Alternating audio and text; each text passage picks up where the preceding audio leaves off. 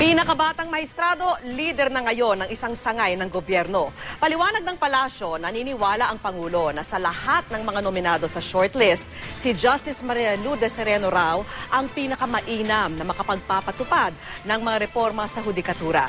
Saksi si Marie Zumali.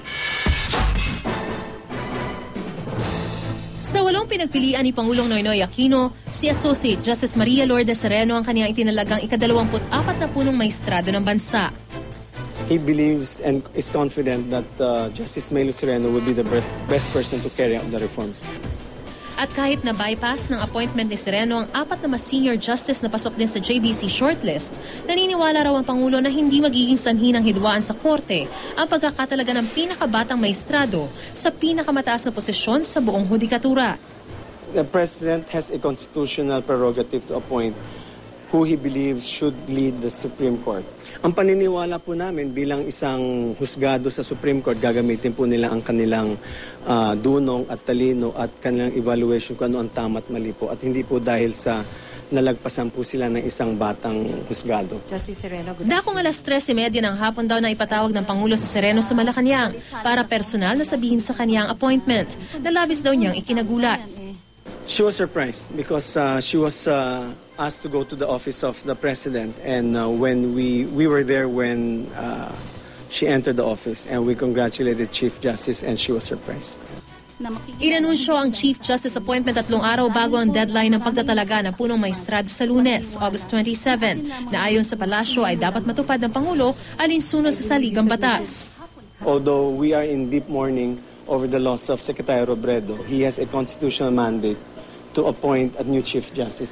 Sinabi pa noon ng Pangulo na hindi siya kontento sa shortlist na isinumite ng Judicial and Bar Council. Pero isa-isa naman daw in-interview ng Pangulo ang mga nasa shortlist at napili nga niyang pinakakarapat-dapat si Sereno.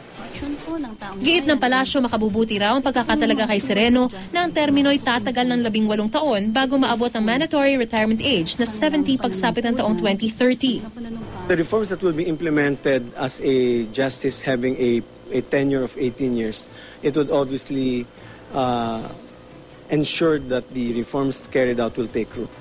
And hopefully it will truly reform the judicial system. Napag-usapan na rin daw mismo ng Judicial and Bar Council ang pagiging bata ni Sereno at tagal ng termino nito, ayon kay JBC member Attorney Jose Mejia. Pero qualified daw talaga si Sereno maging Chief Justice. She has lived, the law, taught law. Naniniwala naman kami na magiging magiging independent siya sa Pangulo.